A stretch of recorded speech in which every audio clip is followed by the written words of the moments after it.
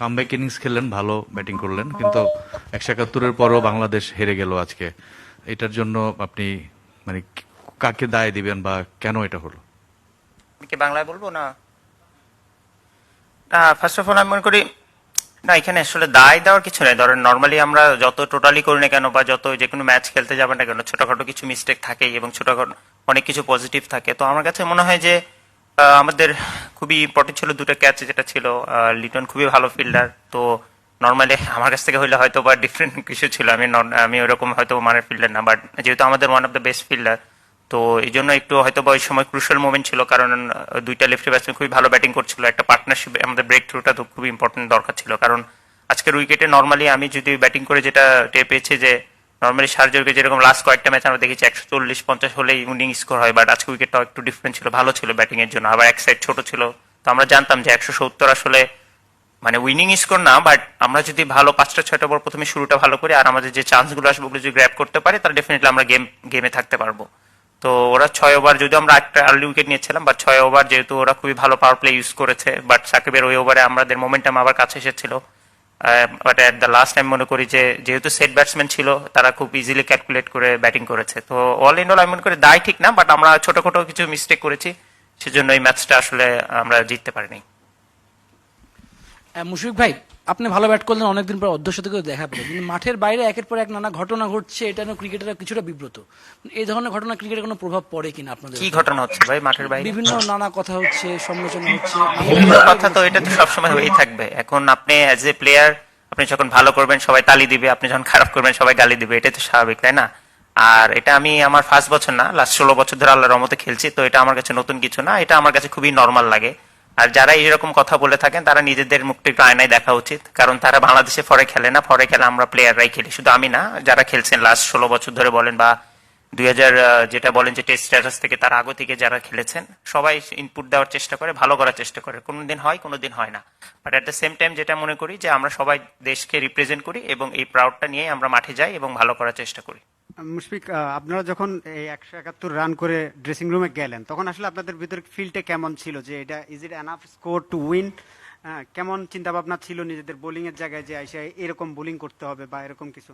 আর আপনার কি মনে হয়, মানে এখন এইটা মানে অনেক বছর পরে আমরা আসলে খুব মানে ম্যাচ জেতার জায়গায় আসছিলাম মূল পর্বে, অলমোস্ট 14 ইয়ার্স। এখন কি মানে এটা জিততে পারলাম না, কিন্তু পরের যে 4টা ম্যাচ আছে এগুলোর দিক থেকে আসলে চিন্তা করলে এই হারটা কোনো প্রভাব ফেলবে কিনা বা কি চিন্তা না দেখেন, টি-20তে কোনো রানই আসলে সেফ না, কারণ স্বাভাবিক আপনি এখানে টি-20 ফরম্যাটে যে কোনো একটা ইনিংস বলেন বা একটা প্লেয়ার বলেন আপনার যে কোনো ম্যাচ জিতিয়ে দিতে পারে। আবার একটা বোলিং স্পেল যে কোনো ম্যাচ মানে টুর্নামেন্টে যে কোনো সময় একটা দলকে জিতিয়ে দিতে পারে। তো আমরা কখনো মনে করি না যে এটা এনাফ, যেটা আমি বললাম যে উইকেটে 170 মনে হয়েছে যে হ্যাঁ এটা আমরা ডিফেন্ড করতে পারি যদি আমরা ভালো বোলিং আর ব্যাটিং করি, মানে ফিল্ডিং করি, যেগুলো অপরচুনিটি আসে ওগুলো যেন আমরা গ্র্যাব করতে পারি। সেটা আনফর্চুনেটলি হয়নি। আর all the credit goes to them as well, because 170 আপনার কন্টিনিউয়াসলি আপনাকে বাউন্ডারি কোড মারতে হবে। এটা এমন না যে আপনি 2-3টা ওভার রিবিল্ড করলেন দেন আবার লাস্ট লেটার পার্টে, যেটা কিনা ওরা কনসিস্টেন্টলি ভালো স্কোরিং অপরচুনিটি পেয়েছে এবং সেটা ক্যাপিটালাইজ করেছে। একসাথে যেহেতু যেটা বললেন যে ছোট ছিল, তো আমি মনে করি যে এই হারে অবশ্যই খারাপ লাগে, কারণ ভালো খেললে যদি আপনি সে টিম রেজাল্ট না করে ডেফিনেটলি সে ভালো খেলার কোনো মানে নেই। বাট আমাদের আরো অপরচুনিটি আছে সামনে, বড় বড় টিমের সাথে খেলা আছে। আর টি-20 ফরম্যাটে আমি মনে করি যে ছোট টিম বা বড় টিম বলে কেউ নেই, পার্টিকুলার ডেতে যে ভালো খেলবে ইনশাল্লাহ তারপরে রেজাল্ট আসবে, এবং আমাদের চেষ্টা থাকবে নেক্সট ম্যাচ যেটা আছে সেটা অবশ্যই জয়ের জন্য খেলা, এবং ইনশাল্লাহ আমরা চেষ্টা করবো সেটা। মুশফিক, হারের অংশটা মানে ফলাফলের অংশটা যদি বাদ দেই, তো প্রথম যেটা ইনিংস আপনার ব্যাটিং এ ভালো করলেন, আগের ম্যাচটা তো ভালো করলেন, রিসেন্ট পাস্টে ভালো করছিলেন না আপনারা ব্যাটিং এ, ইভেন স্কটল্যান্ড বা এর সঙ্গে ওমানের সঙ্গেও কষ্ট হয়েছে। তো আপনার কি মনে হয় যে ব্যাটিং সাইডে যে একটা অস্বস্তিকর আবহাওয়া ছিল টিমের মধ্যে ব্যাটিং নিয়ে, একটু সংশয়, ওই জায়গাটা থেকে আমরা অ্যাটলিস্ট দূর হতে পেরেছি, সরে আসতে পেরেছি? এটা একটা পার্ট। আরেকটা হচ্ছে যে মুস্তাফিজের বোলিংটা কি প্রত্যাশা অনুযায়ী হচ্ছে? না দেখেন, ব্যাটিং পার্টটা টি-20 it's not a easy game to আসলে কনসিস্টেন্টলি রান করা। আপনি যদি ওয়ার্ল্ড ক্রিকেটেও দেখেন খুব রেয়ার আছে, স্পেশালি হয়তো বা টপ 1, 2, 3 থেকে আপনি অনেক সময় পান যেখানে কিনা আপনাকে রিবিল্ড করার হয়তো বা সময় থাকে, পরে আপনি চান্স নিতে পারেন। বাট আমরা যারা 4, 5, 6 বা লেটার পার্টে খেলি, আমাদের কনসিস্টেন্ট রান করি, প্রবাবলি আপনি আমাকে এক ওয়ার্ল্ডের একটা প্লেয়ারও দেখাতে পারবেন যেখানে কনসিস্টেন্ট এই জায়গায় রান করে। তো আমি মনে করি যে আপস এন্ড ডাউন অবশ্যই হবে, বাট আমাদের মেইন যেটা ফোকাস করতে হবে যে কন্ডিশন বিচার করে আমাদেরকে অ্যাটলিস্ট 1-2টা ব্যাটসম্যান যে মেক শিওর ওই দিনটা যেন তার দিনটা হয়, যেরকম ধরেন আজকে নাইমও খেলেছে, মেক শিওর সেটা যেন 30-40 না হয়ে মেক শিওর ওটা 80-90 ইভেন 100 হতে পারে। বা আমি যেটা বা যারা লাস্ট ম্যাচে খেলেছে, সো মেক শিওর এটা আমাদের করতে হবে। এবং এক একদিন এক একজন করলে আমার মনে হয় এটা সবচাইতে যে কোনো ব্যাটিং লাইন আপের জন্য প্লাস পয়েন্ট, কারণ একজনই একদিন করবে এবং তার উপরে ভরসা করে পুরো টিম থাকবে, ইটস নট লাইক দ্যাট। তো আমরা চেষ্টা করি যার যেদিন থাকবে মেক শিওর ওটা যেন আমরা কাউন্ট করার চেষ্টা করি। আর ফিজে বোলিং নিয়ে বলবো যে he is a champion bowler. আর দেখেন আমার মনে হয় যে যেহেতু এইগুলো উইকেটটা ডেফিনেটলি ওর যেটা স্ট্রেংথ সেই অনুযায়ী হয়তো বা এখন হচ্ছে না, but at the same time আমি মনে করি যে ওর যদি অ্যাকুরেসিটা আরেকটু হয়তো এক্সিকিউশনটা ঠিক রাখে, আমরা ডেফিনেটলি ও যে কোনো সময় কামব্যাক করবে। আর আমি মনে করি যে খুব বেশি আহামরি খারাপ হচ্ছে তা না, যেহেতু ফ্রিকুয়েন্টলি আমাদের উইকেট নিয়ে দিচ্ছে, ব্রেক থ্রু নিয়ে দিচ্ছে, which is very important in T20 format. Mushfiq ভাই, আমাদের বিপক্ষ দলে কোন লেগ স্পিনার থাকলে এটা নিয়ে প্রচুর কথা হয় যে আমরা তাকে সামলাতে পারবো কি না বা কিভাবে খেলবো। তো আজকে হাসারাঙ্গাকে আপনারা খুব ভালো খেললেন, তো কিভাবে হলো? না, এটা তো নতুন কিছু না। আমাদের বাংলাদেশে যখন ওরা গিয়েছিল ওখানে ও ডেফিনেটলি ও one of the best bowler in the world, but আমাদের ঢাকাতেও আমরা যেটা আমরা 2-1 একটা ওয়ান ডে সিরিজ খেলেছি, জিতেছি, তো ওখানেও আমরা 50 ওভার খেলেছি, তো আমরা একটু হলেও জানি যে ও কি করতে পারে। আর যেহেতু যেটা বললাম যে আজকে উইকেটটা একটু ব্যাটিং সহায়ক ছিল, তো স্বাভাবিক এখানে যদি আপনি একটু পজিটিভ ইন্টেন্ট নিয়ে এবং ক্যালকুলেটেড রিস্ক নিয়ে খেলেন তাহলে হয়তো বা সেটা ক্লিক করার চান্স থাকে। তো সেটাই আমরা করেছি এবং লাকিলি সেটা হয়েছে আলহামদুলিল্লাহ।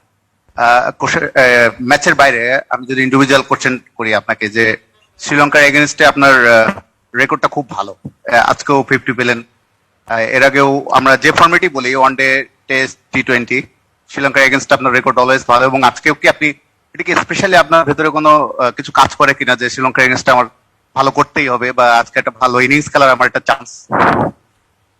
না, ফার্স্ট অফ অল এরকম কখনো মনে করি না। প্রত্যেকটা অপোনেন্টের সঙ্গে চেষ্টা থাকে যে কনসিস্টেন্টলি যতটুকু কন্ট্রিবিউট করতে পারি টিমের জন্য। আর ভালো করে আসলে এখানে ইন্ডিভিজুয়ালি লাভ নেই, কারণ আমার টিম যদি না দিয়েছে সেটা আসলে it doesn't mean anything to me. আর তাহলে একটা আপনার কথা শুনে মনে হলো তাহলে নেক্সট থেকে যার সাথে খেলাবে মনে করতে হবে যে শ্রীলঙ্কার সাথে খেলা, তাহলে হয়তো বা আমার আরো ভালো করার সুযোগ থাকবে। একটু আগে রানা ভাই বলছিল যে আপনি শ্রীলঙ্কার সাথে খুব ভালো করেন। আমরা দেখছিলাম যে টি20তে আপনি কিছুদিন ধরে রানে ছিলেন না, কিছুটা খারাপ লাগছিল কিনা, আর রানে ফেরার পরে এখন আত্মবিশ্বাস কতটা আপনার? যেটা আমি বললাম এর আগেও যে দেখেন টি20 ফরম্যাটটা এমন যে যেখানে আসলে কনসিস্টেন্টলি রান করাটা কিন্তু কোয়াইট ডিফিকাল্ট, কারণ আপনি 4 নম্বরে খেলেন বা 3-এ বা অনেক সময় 7-8-এও খেলতে হয় টিমের সিচুয়েশনে। আবার অনেক সময় দেখা যায় যে আপনি 5 ওভারে যাচ্ছেন, কোনো সময় 17 নম্বর ওভারে যাচ্ছেন, তো ইটস ভেরি ডিফিকাল্ট। আর আমি আসলে পোলার্ড বা রাসেলের মতো এরকম না গিয়ে দামধুম করে মেরে ফেলে, মানে 2 বল বা 4 বল বা 6 বল ফেলে আমারও কিছু সময় লাগে বা আমারও কিছু স্ট্রেংথ আছে, কিছু উইকনেস আছে, তো সবকিছু নিজেকে ইমপ্রুভ করার চেষ্টা করছি ডেফিনেটলি।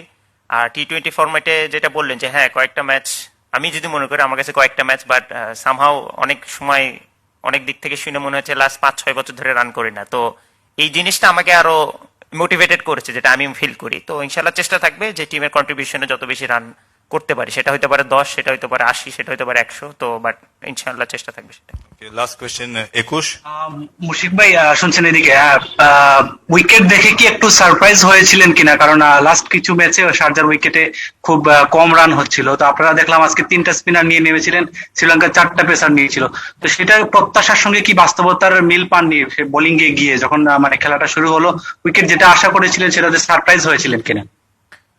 না, আমার মনে হয় যে অ্যাজ এ প্রফেশনাল টিম আপনাকে কুইকলি অ্যাডাপ্ট করতে হবে সিচুয়েশন অনুযায়ী। তো আমরা ফার্স্টে ডেফিনেটলি আমরা যেহেতু লাস্ট কয়েকটা ইনিংস দেখেছি এখানে আইপিএল বলেন বা লাস্ট কয়েকটা ওয়ার্ল্ড কাপেরও এই গত 2 দিন আগেও যারা ওরা খেলেছিল, তো আমরা জানি যে এখানে এভারেজ স্কোর কেমন, বাট উইকেটে আমরা যখন 2-3টা ওভারে খেলে ফেলছি আমাদের ওপেনাররা, তখন আমরা ভালো কমিউনিকেশন ফিডব্যাক পেয়েছি যে না আজকের উইকেটটা কম্পেয়ার টু অন্য দিনের চাইতে অনেক বেটার। তো হোপফুলি এই উইকেটে আমাদের 160+ অবশ্যই করতে হবে, যদি পারি তাহলে আরো হয়তো বা বেশি হলে বেটার হয়। তো সেদিক থেকে মনে করি যে আমাদের ফ্রিকুয়েন্টলি সেটা কমিউনিকেশন ছিল। আর বোলিং অ্যাটাক নিয়ে দেখেন এটা আসলে যার যার স্ট্রেংথের ব্যাপার, কারণ আপনি যদি এটা বলতে পারেন যে নাসুকিতে ফার্স্ট ওভার একটা উইকেট নিয়েছিল, বাট সেকেন্ড ওভার হয়তো বা তারা চার্জ করেছে, এই জন্য লাকিলি তারা কয়েকটা বাউন্ডারি পেয়েছে। বাট আমি মনে করি যে আমরা এক্সিকিউশনটা ইম্পর্টেন্ট। আপনি ডাজন্ট ম্যাটার আপনি 5টা স্পিনার খেলেন বা 5টা পেস বোলার, বাট আপনি যদি ঠিক সময় ঠিক জায়গায় এক্সিকিউশন না করেন তো এটা আসলে ডিফিকাল্ট হয়ে যায়। আর সেখানে তারা অপরচুনিটি ক্রিয়েট করেছিল, বাট আনফরচুনেটলি আমরা সেটা গ্র্যাবও করতে পারি নাই। মুশফিক, অভিনন্দন আপনাকে, আপনি দারুণ একটা ইম্প্যাক্টফুল ইনিংস খেলেছেন। তবে আপনার কি মনে হয় আমরা একটু ডানহাতি বামহাতি কম্বিনেশন নিয়ে একটু বেশি বদার্ড, কারণ আজকে দুজন বাঁহাতি ব্যাটসম্যান ছিলেন বলে আমরা সাকিবকে বোলিং এ আনলাম না, সাকিবকে দুটো ওভার একদম লাস্ট পর্যন্ত রেখে দিলাম। সাকিব কি আসলে বাঁহাতিদের এগেনস্টে বোলিং করতে না পেরেই সাকিব আল হাসান হয়েছেন? আরেকটা হচ্ছে আমরা ব্যাটিং এও প্রায় সময় দেখি যে বামহাতি ডানহাতি কম্বিনেশনের প্রতি খুব বেশি আমাদের নজর দেওয়া হয়। এটা কি আসলে এখনকার সময় ইন্টারন্যাশনাল ক্রিকেটে খুব বেশি চিন্তার বিষয় কিনা? না, এটা তো আসলে একটা ট্যাকটিক্যাল বিষয়, এটা আসলে টিম ম্যানেজমেন্ট ঠিক করে থাকেন। আর সবচাইতে বড় ব্যাপার দেখেন, আপনি বাঁহাতি ডানহাতি যেটাই করেন না কেন, বা বোলিং এ লেফট এগেনস্টে যে লেফট হ্যান্ড স্পিনার বল করতে পারবে না, সেটা ঠিক না, এটা কখনোই আমরা বিলিভ করি না। আর আজকের ম্যাচে যেটা হয়েছে, আপনি ওর জায়গায় যে বোলিং করেছে সে কিন্তু একটা অপরচুনিটি, বারবার আমি বলছি যে সে কিন্তু একটা ক্রিয়েট করেছিল। তো ওই অপরচুনিটিটা হয়ে গেলে দেখা গেল পরে রাইট হ্যান্ড আসতো, তখন ও আরো ইম্প্যাক্টফুল হতে পারতো। তো আমি মনে করি যে একটা আউটকাম দেখে আমরা আসলে সেগুলো জিনিসগুলো নিয়ে বিচার করাটা আমার কাছে একটু সোকর লাগে। আমার কাছে মনে হয় যে রাইট সময়ে রাইট বোলার এবং বেস্ট বোলাররা করছে কিনা এটা খুবই ইম্পর্টেন্ট।